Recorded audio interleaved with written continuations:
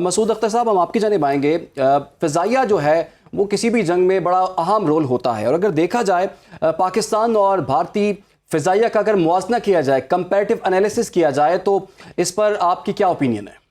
बुनियादी तौर पर हमारी दोनों फ़ज़ाइया का सोर्स एक ही है, जो कि एक royal Indian air force, air marshal Noor Khan, Asghar Khan, air chief marshal Arjan Singh वगैरह के साथ फ्लाई करते रहे हैं। उन्हें पता है कि इंडियन एयरफोर्स कैसी थी 65 में, 71 में।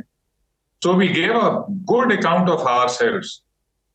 उसके बाद जब स्विफ्ट अटॉर्ट से पहले सन 71 के बाद we overhauled our training systems.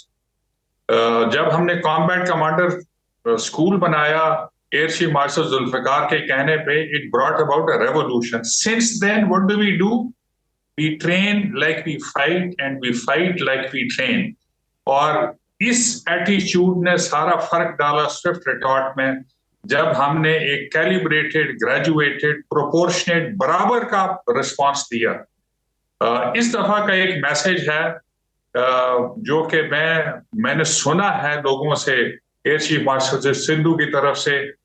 इस दफा हमारा रिस्पांस प्रोपोर्शनेट नहीं होगा। ये एयरफोर्स अब एक फैसला कुन वार करेगी। Will take the war to the enemy, will hit hard.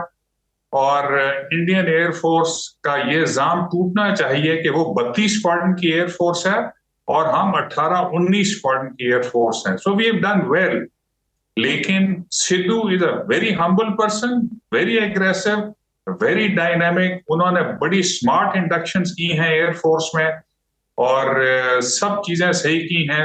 अल्लाह हमारी फजाइया का हामी और नासिर हो। We are being very very humble.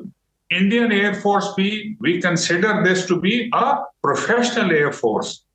लेकिन आई थिंक हमारी we are battle hardened and we have trained very hard. जी, अच्छा मसूद साहब, चांसेस तो ज़्यादा यही हैं कि जो फ़ज़ाई जारहियत में भारत जो है वो पहल कर सकता है, और पाकिस्तान की तैयारी मुकम्मल है।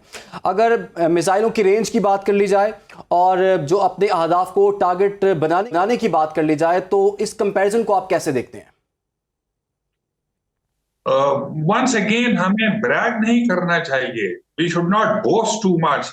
लेकिन JF-17 बैटल हार्डेंड है, हमारे पायलट्स वेल ट्रेन्ड हैं। जो हमने बताया, कॉम्बैट कमांडर स्कूल के सारे graduates, flying officers, they are ready to go into combat. और उनका parallel, of course we must grant them what is due to the Indian air force. उनके पायलट्स, फ्लाइंग ऑफिसर सन 71 और 65 में 100-150 किलोमीटर अंदर आके सरगोदा, मियांवाली, पेशावर पे एयर कॉम्बैट करते रहे हैं। लेकिन अभी रिसेंटली हमारी एक एक्सरसाइज हो रही है CCS में, सैफ्रॉन बैंडेड। इस एक्सरसाइज के जो फ्लाइंग ऑफिसर्स हैं, they ready to go into combat. तो ये 5, 6, 7 स्क्वाड्रन जो हैं, उसमें से एटलीस्ट 2-3 जो है वो ब्लॉक 3 हैं। ब्लॉक 3 के ऊपर इस वक्त चार top class BBR PL-15 integrate हो चुके हैं। ईसा रेडार इंटीग्रेट हो चुका है। एयर टू एयर रिफ्यूलिंग तो उसमें पहले से ही थी। और आजकल जो एक्सरसाइजेस का नाम सुन रहे हैं हम नॉर्थ और साउथ में, they are training very hard. Indian air force का टोटल ट्रैक रखा हुआ है एयर चीफ मार्शल सिद्धू ने कि कहां कहां पे हैं। और जब इनको कंपेयर करते हैं तेजा के साथ, तो तेजा तो अभी पहले 40 जहाज नहीं दे पाए। उनके पास गालिबन 2, 3, 4, 5 जहाज हैं जो उड़ रहे हैं और उनकी शिकायत बजा है। So we can take pride we have done. So Indian जो जहाज़ हैं उनका टोटल ट्रैक रखा हुआ है। मसूद साहब, जैसे कि हमने मिसाइलों का मुआजना आपने बताया हमें, राफेल तैयारों के हवाले से बताइएगा। भारत ने हाल ही में राफेल के 26 तैयारों का मुआहिदा किया है, तो पाकिस्तान के J-10C और राफेल का मुआजना भी चाहेंगे। जैसे हमने कहा है कि भारत के पास उनका जो मेन स्टे है वो इस वक्त राफेल ही है, और वो हम जिक्र कर चुके हैं। उसके पास मीटियोर है जिसकी रेंज कम है, आइडियल कंडीशंस 200 किलोमीटर, और अंडर टर्निंग बैटल्स उसकी रेंज कम होके एनीथिंग 100-150 किलोमीटर रह जाती है।